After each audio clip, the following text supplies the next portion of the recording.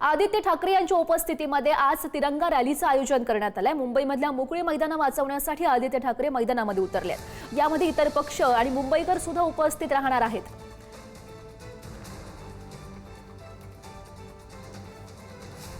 आज आदित्य ठाकरे यांच्या उपस्थितीमध्ये तिरंगा रॅली, नेमके कोणकोणते महत्त्वाचे नेते यामध्ये उपस्थित राहतात हे बघणं सुद्धा अत्यंत महत्त्वाचं असणार आहे।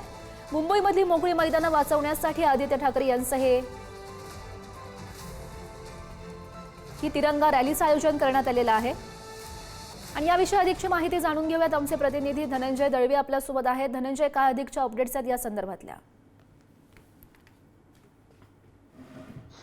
गौरी, आपण जर पाहिलं तर ठाकरेंच्या शिवसेनेचे आमदार आदित्य ठाकरे आज सायंकाळी 5च्या सुमारास वांद्रे येथील फुटबॉल मैदानावर आंदोलन करत आहेत आणि मुंबईतली जी मोकळ्या जागा आहेत त्याचबरोबर जी मैदानं आहेत, क्रीडांगणं आहेत ती वाचवण्यासाठी हे आंदोलन केलं जाणार आहे। त्यासाठी त्यांनी मुंबईकरांना आवाहन केलंय की एकत्रित या आणि या आंदोलनाला येताना फक्त तिरंगा हातात घेऊन या आणि तिरंगा हातात घेऊन हे आंदोलन केलं जाणार आहे। खरं तर या सगळ्या संदर्भात उच्च न्यायालयामध्ये सुनावणी सुरू आहे। तोपर्यंत या त्या ठिकाणी जे प्रदर्शन आणि इतर ज्या काही विकास कामं केली जाणार आहेत त्या मैदानावर त्याला स्थगिती दिली असली तरी सुद्धा हे आंदोलन आज छेडलं जाणार आहे ठाकरेंच्या शिवसेनेकडून आणि यामध्ये मोठ्या संख्येने तरुणांनी सुद्धा सहभागी व्हावं असं सुद्धा आवाहन यावेळेस करण्यात आलेलं आहे। त्यामुळे आज 5 वाजता हे आंदोलन वांद्रेच्या फुटबॉल मैदानावर पार पडणार आहे। त्यामुळे त्याला कसा प्रतिसाद मिळतो हे सुद्धा पाहणं तितकंच महत्त्वाचं असणार आहे, कारण की मुंबईतली जी काही मैदानं आहेत ती मैदानं खेळाची मैदानं खरं तर